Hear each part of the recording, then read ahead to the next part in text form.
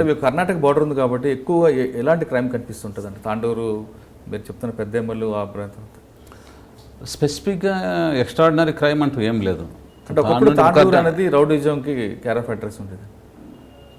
ఇప్పుడు అటువంటిది ఏమైతే మరి చెంగిచెర్ల ఫ్యాక్టరీస్ కొన్ని ఉన్నాయి, సిమెంట్ ఫ్యాక్టరీ, మూడు సిమెంట్ ఫ్యాక్టరీస్ ఉన్నాయి.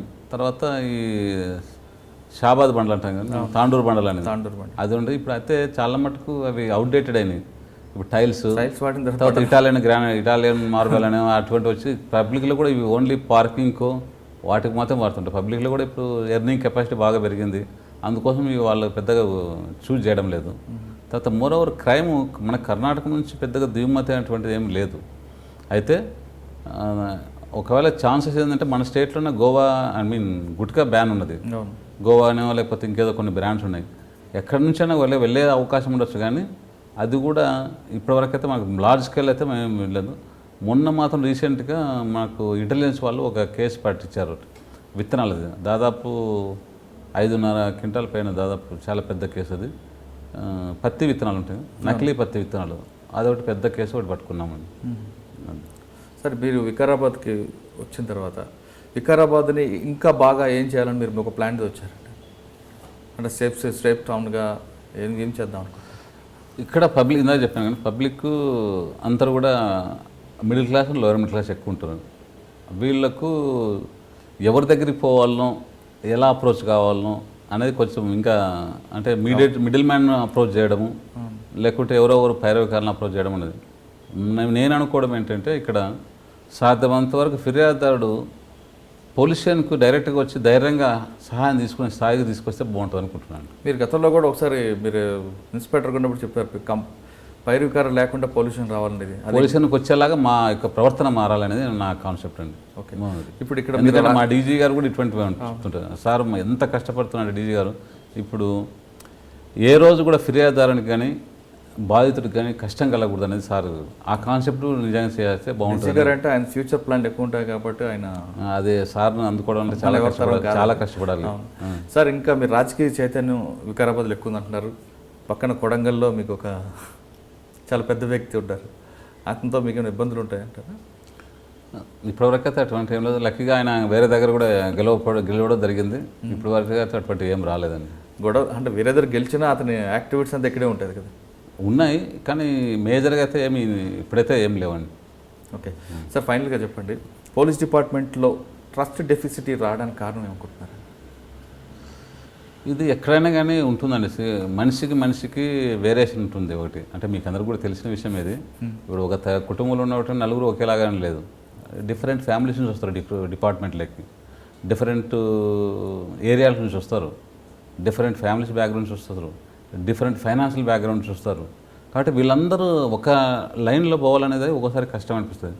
కాబట్టి ఆ ఇష్యూస్లో కొంతమంది వేరే దారిలో వెళ్ళేదానికి అవకాశం ఉంటుంది, కానీ అది నా అనుకుంటున్నాను. సార్, మీరు నాంపల్లిలో పనిచేస్తున్న టైంలో ఒక ఎస్ఐ మీద మర్డర్ కేసు జరిగింది. అంటే ఎస్ఐని లారీతో గురించి చంపించుంటారు. అది ఎస్ఐ మాధవరెడ్డి అని మలక్పేటలో ఎస్ఐగా పనిచేసేవాడు అండి. ఒకరోజు నైట్ వెహికల్ చెక్ చేస్తున్నాడు మలక్పేట దగ్గర వెహికల్ చెక్ చేసేటప్పుడు లారీని ఆపాడు. పోలీసు వాళ్ళు ఆపితే లారీ డ్రైవర్ ఆపకుండా వచ్చాడు. అయితే పబ్లిక్ అంతా కూడా అరుస్తున్నారు, ఏదో సంథింగ్ ఉంది అందుకని ఆపడం లేదని. ఈ ఎస్ఐ ఇంట్రెస్ట్తో వేరే ఒక 2 వీలర్ అతను పోతుంటే దాన్ని ఆపి లిఫ్ట్ తీసుకొని లారీని చేజ్ చేశాడు. లారీ చేజ్ చేసిన తర్వాత ఎక్కడ కూడా అక్కడి నుంచి ఆల్మోస్ట్ మలకపేట దగ్గర నుంచి దాదాపు నాంపల్లి రైల్వే స్టేషన్ దగ్గర వరకు కూడా ఎక్కడ లారీ ఆపలేదు. అన్ని నైట్ టైం జరుగుతుంది. అది హరిసినా లేకపోతే ఏం చేసినా ఆపలేదు. అయితే నాంపల్లి రైల్వే స్టేషన్ సిగ్నల్ దగ్గర ఆయనకు కారు అక్కడ యూటర్న్ తీసుకుంటుంది. ఆ యూటర్న్ చేసుకునేటప్పుడు లారీ స్లో కావాల్సి వచ్చింది.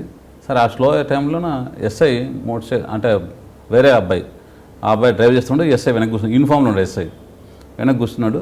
ముందుకు వెళ్ళి లారీని ఆపితే ఉద్దేశపూర్వక లారీ డ్రైవరు ఎస్ఐని కొట్టేసిండు, లారీతో కొట్టి వెళ్ళిపోయాడు, పారిపోయిన తర్వాత ఇంజురీ సీరియస్ అయితే ఇమ్మీడియట్గా మాకు మెసేజ్ వచ్చింది. కేర్ హాస్పిటల్కి షిఫ్ట్ చేసాము. ప్రాణాలతో ఉండగా అటెంప్ట్ మర్డర్ కేసు కట్టాము. దాని తర్వాత సబ్సిక్వెంట్గా ఎస్ఐ గారు చనిపోయిన తర్వాత ఆ లారీ నెంబరు ఆ అబ్బాయి చూసినాడు. ఆ లారీ నెంబర్ బేస్ చేసుకొని మేము లారీని ట్రేస్ చేసాము. ఈ లారీ మన దగ్గర ఉన్నటువంటి ట్రావెల్స్ వాళ్ళకి సంబంధించిన లారీ, అక్యూడు హర్యానా వాడు, విజయ ఎలక్ట్రికల్స్ అని మనకు ఇండస్ట్రియల్ ఏరియాలో ఉంటుంది, అక్కడికి వెళ్ళి అక్కడ పెట్టుకున్నాడు. మన లారీ నెంబర్ బేస్ చేసుకొని అది లారీ ఎవరిది, స్వర్ణ ట్రాన్స్పోర్ట్ అనే ఒకటి ఉంటుంది మన హైదరాబాద్లో, వాళ్ళకి సంబంధించిన లారీది. అక్కడికి వెళ్ళి అతను పట్టుకోవడం జరిగింది, తీసుకొని రావడం జరిగింది. పట్టుకొచ్చిన ఎందుకు పారిపోయాడు అసలు లారీ? ఎస్ఐని కొట్టేశాడు కదా యూనిఫామ్లో. ఎస్ఐని అసలు ఎందుకు మలకపేట నుండి ఆపుకుంటూ వచ్చాడు? అతను ఎందుకు ఆపలేదంటే పోలీసు వాళ్ళు నా మీద ఏమైనా కేసు పెడతారు అనుకున్నాడో మరి ఏమనుకున్నాడో కానీ. ఎక్స్పోర్ట్ చేస్తున్నాడా లేదంటే భయపడి పారిపోతున్నాడా? భయపడేం లేదు. అతను ఒక రకమైన అంటే అడమెంట్ టైప్ ఉన్నాడు ఆ డ్రైవర్. అడమెంట్ టైప్ యాక్చువల్గా లారీలో ఏమీ లేదు, ఎంటీ లారీ అది, కానీ అడమెంట్ టైప్లో ఒక ఆపితే ఎందుకు ఆపాలా అని లారీ. సరే పోనీ అటు పోయిన తర్వాత లారీని ఉద్దేశపూర్వకంగా కొట్టాడు, ఇలా వెళ్ళి ఆపడం పోతే కొట్టేసిండు. అది మర్డర్ కేసు చేసాము. అక్యూడ్ని పట్టుకొచ్చిన అంటే డ్రైవర్ పట్టుకొచ్చిన తర్వాత కూడా కొట్టడం గిట్టడం ఏం చేయలేదండి. జనరల్గా మా సిబ్బంది పట్టుకుని కొట్టినప్పుడు మీ వాళ్ళు ఒక రకంగా మా వాళ్ళు కూడా చాలామంది అనుకుండొచ్చు, అరే పోలీసు ఆఫీసర్ చనిపోయిన కేసులో కూడా ఒక దెబ్బ కూడా కొట్టడం లేదు అనుకున్నాను. కానీ నాకు అప్పుడు అది అనిపించలేదండి. నేను ఇన్స్పెక్టర్ నాంపల్లి అప్పుడు నాకు అది అనిపించలేదు. దీంట్లో ఖచ్చితంగా మంచి జరగాల.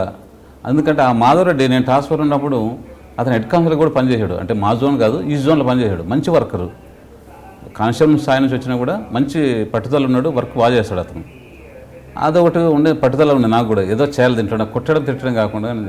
సరే అప్పుడు అని చేసి ఇప్పుడు మా డీజీ గారు ఏదో చెప్తున్నా అటువంటివి గుర్తు వచ్చి ఇన్వెస్టిగేషన్లో మా చేసి అంటే lorry driver finger prints lorry మీద ట్రేస్ చేయడము, తర్వాత ఈ లారీని ఇతనే నడిపిండు అనేది ప్రూవ్ చేయడం కోసం చాలామందిని విట్నెస్లు ఎగ్జామిన్ చేయడము, దాని తర్వాత ఆ ఎవిడెన్స్ కంప్లీట్గా చాలా చక్కగా చేసాము.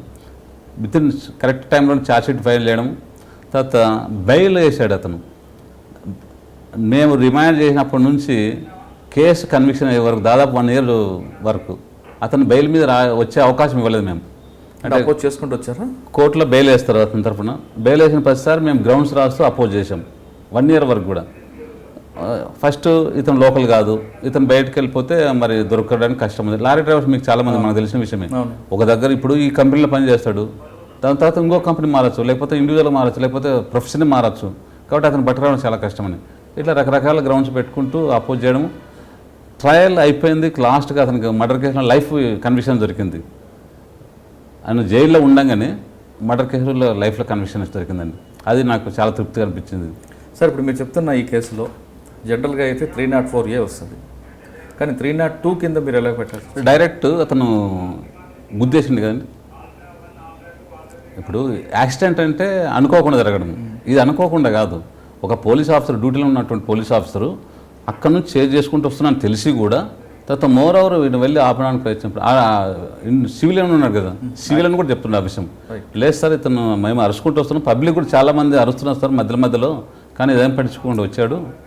అందుకే మధ్యలో ఉన్న చాలా చోట్ల మేము హోటల్ వాళ్ళను, పెట్రోల్ బంక్ వాళ్ళను, తర్వాత పాండవ వాళ్ళను ఎవిడెన్స్ ఎగ్జామ్ చేసుకుంటాం. మీ అరుపులు వినపడ్డాయా అంటే అవును సార్, ఒక లారీ అయితే నడుపుకుంటూ పోతుంది, వెనక పోలీస్ ఆఫీసర్ వేస్తున్నాడు, మాకు అరుపులు వినపడ్డా సార్, కానీ లారీ డ్రైవర్ ఆపకుండా పోయాడు. కానీ అక్కడ దిగి పారిపోయిన తర్వాత మీరు ట్రేస్ చేసి పట్టుకున్నారు అతన్ని. పట్టుకున్న తర్వాత అతన్ని ఇతను అని మీరు ఏ విధంగా మీరు ప్రూవ్ చేశారు? ఒకటి లారీ మీద ఫింగర్ ప్రింట్స్ చేశాం. దాని తర్వాత ఈ లారీని ఆ రోజు ఎవరికి డ్యూటీ హ్యాండ్ ఓవర్ చేశారు, ఈ స్వర్ణ ట్రాన్స్పోర్ట్ అని చెప్పాను కదండి, స్వర్ణ ట్రాన్స్పోర్ట్ ఓనర్ను. ఈ రోజు ఈ లారీ మీద ఎవరిని డ్రైవర్గా మీరు అలాట్ చేశారు డ్యూటీ. ఓకే. తర్వాత దాని మేనేజర్ ఉంటాడు, స్వర్ణ ట్రాన్స్పోర్ట్ మేనేజర్, అతను అడిగాం పలానా అతను చేస్తాం. తర్వాత ఇతనితో పాటు ఒక క్లీనర్ ఉంటాడు, ఆ క్లీనర్ని ఎగ్జామ్ చేయడం. దాని తర్వాత వీళ్ళు పోతూ సనత్ నగర్ దగ్గర డీజిల్ వేయించుకున్నారు. ఆ డీజిల్ వేసుకున్న అది తెలుసుకొని అక్కడ కూడా మేము ఎగ్జామ్ చేయండి. అరే బాబు ఈ నంబర్ లారీ వచ్చిందంటే అవును సార్ మా దగ్గర ఖాతా ఉన్నది, పలానా వెహికల్ ఈ టైంకి వచ్చింది, దాంట్లో ఒక డ్రైవర్ సర్దాజీ ఉన్నాడు సార్, పేరు తెలియదు ఆయనకు, కానీ ఒక సర్దాజీ ఉన్నాడు, ఆయన ఎట్లా ఉంటాడు, ఎత్తు ఎలా ఉంటాడు, ఎందుకంటే ఆయన దిగిండు, అక్కడ దిగి వాళ్ళకి చెప్పిండు ఇంత డీజిల్ కొట్టమని. కాబట్టి అట్లా ప్రతి చోట కూడా మేము లింక్ కనెక్ట్ చేసుకుంటూ వెళ్ళాం. అదే ఎక్కడ ఫిక్స్ అప్ అయిపోయాడు. బెయిల్ కూడా జడ్జి గారు కూడా మా యొక్క వర్షన్ కన్విన్స్ అయ్యాడు, బెయిల్ ఎక్కడ ఇవ్వలేదు. లాస్ట్కి లైఫ్ ఇన్ఫర్మేషన్ పడ్డది. అది ఇప్పుడు జైల్లో ఉన్నాడు, ఉండొచ్చు మరి. ఇప్పుడు ఎప్పుడు ఇది 2008 విషయం చెప్తున్నాను. 7లో నేను చేశాను, 8లో కన్విషన్ వచ్చింది, అది పడ్డది. అట్లనే నేను సంతోష్ నగర్లో పనిచేసేటప్పుడు ఒకడు దుబాయ్కి పంపిస్తానని ఒకటి దగ్గర డబ్బులు తీసుకున్నాడు. డబ్బులు తీసుకున్న తర్వాత దుబాయ్ పంపడం లేదు, వాళ్ళ డబ్బులు వాళ్ళకి వాపస్ ఇష్టపడడం లేదు. పిల్లలు పేదింటి పిల్లలు చాలా ఇబ్బంది పెడుతున్నారు. డబ్బులు ఇవ్వడం లేదు, తర్వాత వాళ్ళను బెదిరిస్తున్నాడు ఉల్టా, నువ్వు డబ్బులు నన్ను అడిగితే ఇంకోసారి చంపేస్తాను అది అని చెప్పారు. వీళ్ళ డబ్బులే తీసుకొని వీళ్ళను డబ్బులు ఇవ్వకపోవడము, తర్వాత దుబాయ్ పంపడం చేస్తాం. వాళ్ళు ఒకరోజు కొంచెం తగ్గి, అంటే వానికి అర్థం కాకుండా తగ్గినట్లు తగ్గి ఒక దగ్గర తీసుకుపోయి ఒక మిడ్ నైట్ 3 గంటలకు ఆ ప్రాంతంలో పెద్ద బోల్డర్ వేసి చంపేసిండ్రండి. చంపేసిన తర్వాత వాళ్ళకి భయం అయింది. భయంపై ఏం చేయాలో అర్థం కాక డైరెక్ట్ పోలీస్ స్టేషన్కి వచ్చారు. పోలీస్ స్టేషన్ సరెండర్ అయింది. పోలీస్ స్టేషన్ సరెండర్ అయిన తర్వాత నాకు ఇట్లా ఫోన్ వస్తే మేము ఇమీడియట్ పోలీస్ స్టేషన్కి వెళ్ళిపోయాను. తెల్లవారుజాము 4 గంటలకు అట్లా నేరస్తుని యొక్క వాంగ్మూలం మీదనే ఎఫ్ఐఆర్ చేయడం జరిగింది. జనరల్గా వేరే కంప్లైంట్తో అలా తీసుకుంటారు. మామూలుగా చట్ట ప్రకారం నేరస్తుని యొక్క వాంగ్మూలం మీద కూడా మనం ఎఫ్ఐఆర్ చేయొచ్చు. అతని వాంగ్మూలం మీదనే ఎఫ్ఐఆర్ చేయడం, తర్వాత అక్కడనే పోలీస్ స్టేషన్లోనే వాళ్ళ కన్ఫెషన్లన్నీ రాయడం, దాని తర్వాత సీన్కి వెళ్ళడం, సీన్లోనే అవన్నీ చూడడం, 24 గంటలను మొత్తం కంప్లీట్ ఇన్వెస్టిగేషన్ చేయడం. 24 గంటలు మళ్ళీ కోర్టు కూడా పంపించేసినాం. ఓన్లీ ఎఫ్ఎస్ఎల్కు బట్టలు, రక్తం బట్టలు, మట్టి, ఆ రాయి బోల్డరు అవి ఎఫ్ఎస్ఎల్ పంపించాం. అది వచ్చిన తర్వాత అది కూడా విత్ ఇన్ షార్ట్ టర్మ్లోనే ఛార్జ్షీట్ ఫైల్ చేసాం.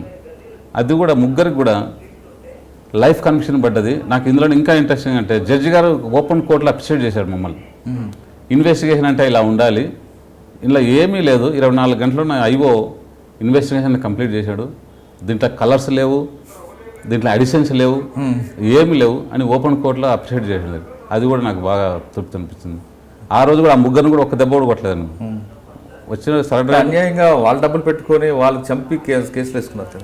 అట్లా నేను కాదు, అంటే ఏదైనా కానీ నేరం చేసిండు మనిషి. వాళ్ళు పోలీసులు కంప్లైంట్ ఇచ్చుంటే వేరేగా ఉంటుంది కదా. మనిషికి సృష్టిలో ప్రాణం కంటే విలువైంది ఇంకేం లేదండి. వాళ్ళకి డబ్బులు రాకపోతే దానికి వేరే మార్గాలు ఉన్నాయి, కంప్లైంట్ చేయడం కానీ లేకపోతే ఇంకోటి కానీ ఏది ఉంటుంది. కానీ ఒక మనిషి ప్రాణం తీయడం అనేది ఎవరి హక్కు కాదు, ఇది కదా. కాబట్టి ఎక్స్ట్రీమ్ అఫెన్స్, ఇంకా ప్రాణం తీయడం అనేది ఎక్స్ట్రీమ్, అంతకుమించిన నేరం ఉండదని నేను అనుకున్నాను. కాబట్టి అటువంటి దాంట్లో కూడా కొంచెం పద్ధతిగా investigation with in 24 hours complete చేయడం మాకు ఇప్పటికి కూడా నాకు సంతోషం. ఓపెన్ కోర్టులో జడ్జి గారు జడ్జిమెంట్ ఇస్తూ ఇన్వెస్టిగేషన్ ఇలా చేయండి, అది నేను కూడా లేను ఆ రోజు. వేరే ఒక పోలీస్ ఆఫీసర్ అక్కడ ఉన్నాడు అప్పుడు, ఆయన నాకు ఫోన్ చేసి, నారాయణ నీకు ఇట్లా కాంప్లిమెంట్ చేసిండు ఓపెన్ కోర్టులని. తర్వాత రాజేశ్వరరావు అని పీపీ ఉంటాడు, అడిషనల్ అప్పుడు పీపీ ఉండేవాడు రాజేశ్వరరావు అని, ఆయన కూడా మళ్ళీ నాకు ఫోన్ చేసి, నారాయణ సార్ ఏం ఇన్వెస్టిగేషన్ చేస్తారు సార్, నా లైఫ్లో ఫస్ట్ టైం నేను ఒక పోలీస్ ఆఫీసర్ను ఓపెన్ కోర్టులో అప్రిషియేట్ చేయడం విన్నానని చెప్పి అట్లా చాలా సంతోషం అనిపిస్తుంది. మీరు చూస్తున్నారు ఐ డ్రీమ్ న్యూస్ని. మీరు చూస్తున్నది ఐ డ్రీమ్ న్యూస్. అంటే కళలని నిజం చేస్తూ ప్రజలకి నిజాలని కళల ద్వారా తీసుకొచ్చే ఐ డ్రీమ్కి మై బెస్ట్ విషెస్. మీరు చూస్తున్నది ఐ డ్రీమ్ న్యూస్. మీరు చూస్తున్నారు I dream channel. For more videos please subscribe I dream. మరిన్ని వీడియోల కోసం ఐ డ్రీమ్ని సబ్స్క్రైబ్ చేయండి. Please subscribe I dream. And I'm very much satisfied with the way interview went on. Kindly subscribe to I Dream. For more videos, subscribe to iDream. And loads of fun entertainment and content. Do watch